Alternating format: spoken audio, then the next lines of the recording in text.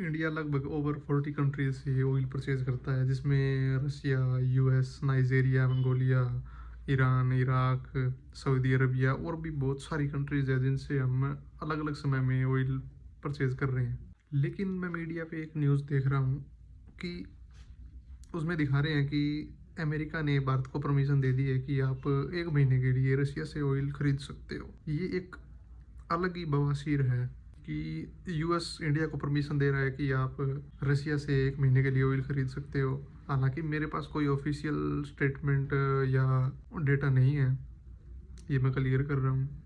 लेकिन मैंने न्यूज़ पे मीडिया में देखी है, अपोजिशन पार्टीज भी बोल रही थी, और डेली बेस में हम इंस्टाग्राम वगैरह यूज़ करते हैं तो मीम्स वगैरह भी लगभग इसी पे चल रहे हैं फिलहाल। कहने का मतलब ये है कि कहने को हम आज़ाद हैं, लेकिन ये भी एक अलग टाइप की ही गुलामी है, गुलामी हो चुके हैं हम। तो जब तेल की बात आती है कि आप लोगों ने ऑयल कहाँ से खरीदा, तो पूरी दुनिया पूछती है कि इस बार आपने किसकी परमिशन ली, डोनाल्ड ट्रंप की, व्लादिमीर पुतिन की, या किसकी परमिशन ली आपने इस बार।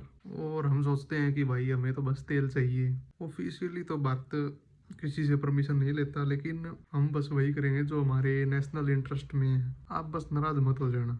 इंडिया फिलहाल मैक्सिमम ऑयल रशिया से खरीद रहा है और यूएस से भी खरीद रहा है। तो इंडिया बोलता है कि हम स्ट्रेटजी बैलेंस कर रहे हैं। हम इसको स्ट्रेटजी बैलेंस बोले या दोगलापन बोले, दोनों से दोस्ती और दोनों से तेल।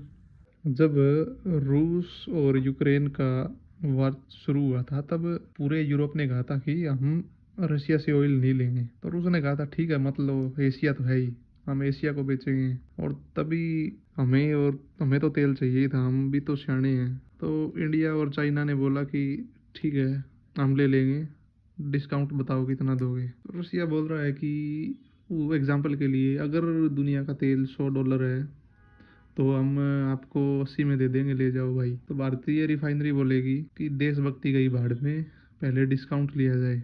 जब हर बार टैंकर आता है तो कहीं ना कहीं कोई डिप्लोमेट पूछता है इंडिया आर यू श्योर। और इंडिया के पास अपना स्ट्रेटजिक रिजर्व जो है वो लगभग 9 से 10 दिन का ही है। मगर पूरी दुनिया का तेल बंद हो जाए तो पहले हम 10 दिन आराम करेंगे, आराम से उस 10 दिन उस तेल को यूज़ करेंगे, फिर 11वें दिन हम मीटिंग करेंगे कि अब क्या करें। लेकिन सच्चाई ये है कि इंडिया लगभग अपनी ज़रूरत का 85% ऑयल बाहर से खरीदता है। मतलब हमारी इकोनॉमी जो है वो ग्लोबल ऑयल प्राइस से चल रही है, और जो ग्लोबल ऑयल प्राइस है वो जियो पॉलिटिक्स से चल रहा है। अगर हमें सच में फ्रीडम चाहिए है तो हमें रिन्यूएबल एनर्जी पे काम करना पड़ेगा, स्ट्रेटजिक ऑयल रिजर्व करना पड़ेगा, और सबसे मुश्किल काम फ्यूल कंजप्शन को कम करना पड़ेगा। आयरनिक थिंक ये है कि जियोपॉलिटिक्स में दोस्ती हमेशा परमानेंट नहीं होती, लेकिन सस्ता तेल हमेशा वेलकम होता है।